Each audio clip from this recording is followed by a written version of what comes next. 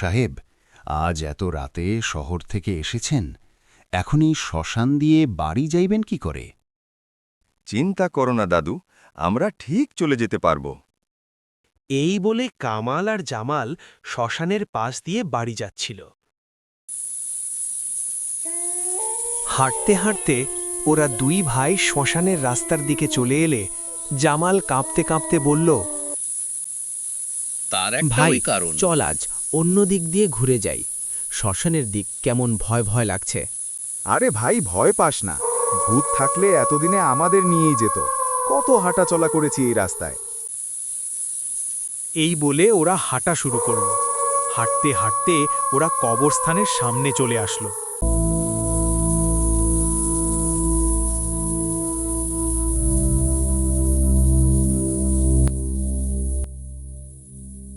শ্মশানের কাছে আসতেই বাতাস হঠাৎ ঠান্ডা হয়ে গেল। গাছের পাতাগুলো নড়ে উঠল খসখস করে। হঠাৎ ধূপ ধূপ ধূপ, মাটিতে কারো পায়ের শব্দ।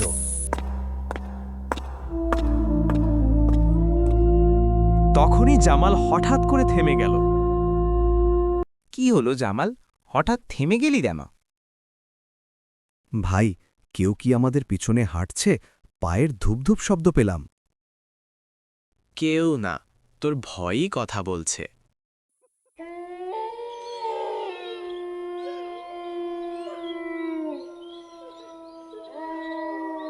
ভাই ভূত, ভাই ভূত।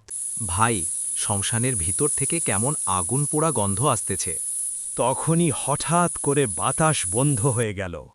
তখনই কামাল আর জামাল দেখতে পেল গাছের মধ্যে আগুন।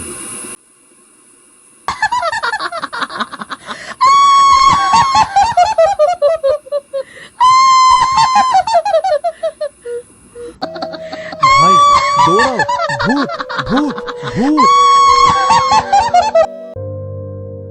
পরের দিন তারা কবিরাজের খোঁজে পাশের গ্রামে এসেছে।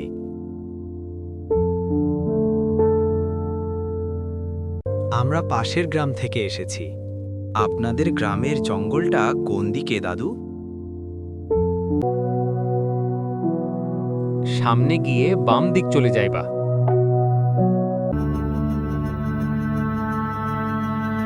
উনি হলেন কাশিমপুর গ্রামের পুরোহিত বাবা।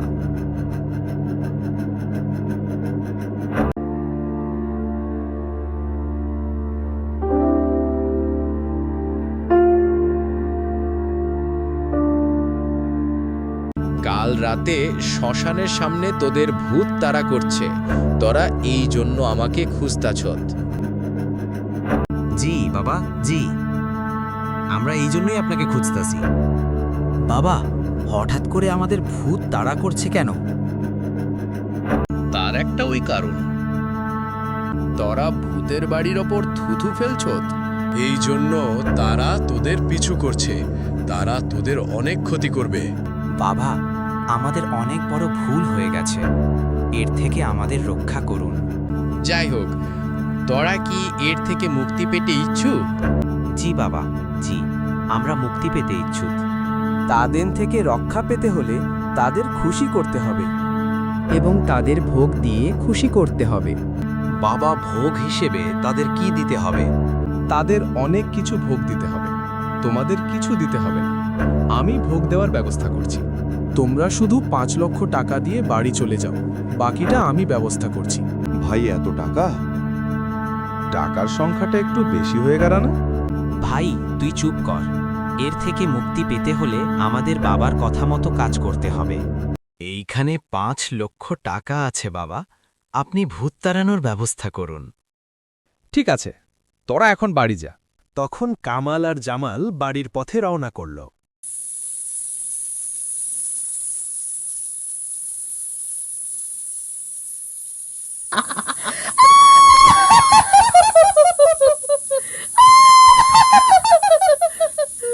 হাসি বন্ধু কর। আমি কি বলি মনোযোগ দিয়া শোন। 3-4 মাস ভয় দেখাবি না, ওদের হাদিয়া পেয়ে গেছি। ঠিক আছে গুরুদেব, আপনি যা আদেশ করবেন। আগামীকালকে নতুন একটা মানুষকে ভয় দেখাবি। এইটা ওই তোর বর্তমান কাজ। এখন চলে যা।